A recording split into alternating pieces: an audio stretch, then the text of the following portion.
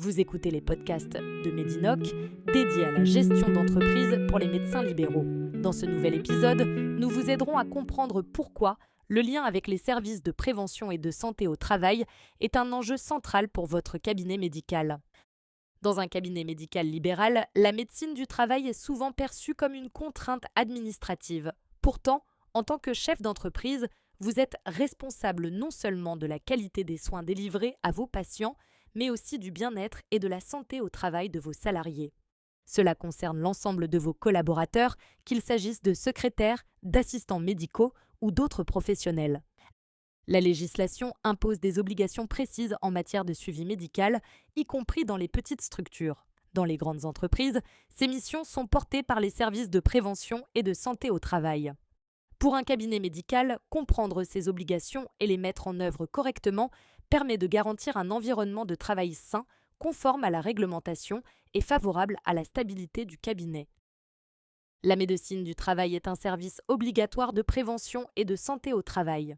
Son objectif est d'assurer la santé et la sécurité des salariés sur leur lieu de travail à travers un suivi médical régulier et des actions de prévention des risques professionnels.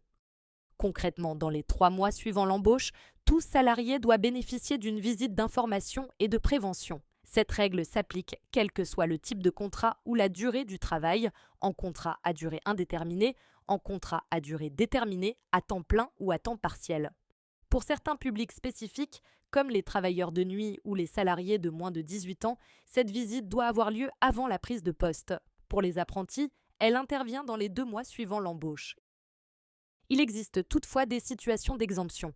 La visite d'information et de prévention n'est pas nécessaire si le salarié a déjà bénéficié d'un suivi similaire dans les 5 dernières années ou dans les 3 dernières années pour certains publics spécifiques. Cette exemption n'est possible que si l'emploi est identique, que les risques d'exposition sont équivalents, que le service de santé au travail détient les documents nécessaires et qu'aucune mesure particulière n'a été émise depuis la dernière visite. Le non-respect de ces obligations expose l'employeur à des sanctions pénales et civiles, à des contentieux prud'homaux et à des contrôles de l'inspection du travail.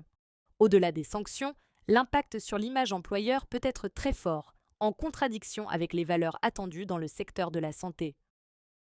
Au-delà de l'obligation légale, le lien avec les services de prévention et de santé au travail présente de réels avantages pour votre cabinet. Il permet de garantir la protection de la santé des salariés grâce à un suivi médical régulier. Il contribue à prévenir les risques professionnels en identifiant les situations à risque et en proposant des mesures de prévention adaptées. Il favorise aussi la réduction de l'absentéisme, l'amélioration des conditions de travail et un climat de confiance entre l'employeur et les salariés. Avant un rendez-vous avec la médecine du travail, il est donc essentiel de prendre le temps d'informer et de rassurer vos salariés sur le rôle de ce suivi et sur ses enjeux. Pour instaurer un suivi par la médecine du travail, plusieurs étapes doivent être respectées. Vous devez d'abord choisir un service de prévention et de santé au travail compétent. Vous organisez ensuite les visites médicales, en particulier la visite d'information et de prévention à l'embauche, puis le suivi périodique. Il est également nécessaire d'informer vos salariés, de prévenir les risques professionnels au sein du cabinet, de suivre les avis médicaux et de collaborer avec le médecin du travail dans une logique de prévention continue. Une situation particulière mérite une attention spécifique, celle des salariés ayant plusieurs employeurs. La loi prévoit que le suivi médical des salariés en cumul d'emploi peut être mutualisé sous certaines conditions. Le salarié doit occuper au moins 2 emplois en simultané, les postes doivent relever de la même catégorie socio-professionnelle et le type de suivi médical doit être identique pour tous les emplois concernés. Dans ce cadre, l'employeur principal joue un rôle central, il évalue si les conditions de mutualisation sont réunies, informe le salarié et les autres employeurs et organise le suivi. L'employeur principal est celui avec lequel la relation contractuelle est la plus ancienne ou à défaut celui pour lequel le volume horaire est le plus important. L'employeur peut demander au salarié s'il cumule d'autres contrats de travail.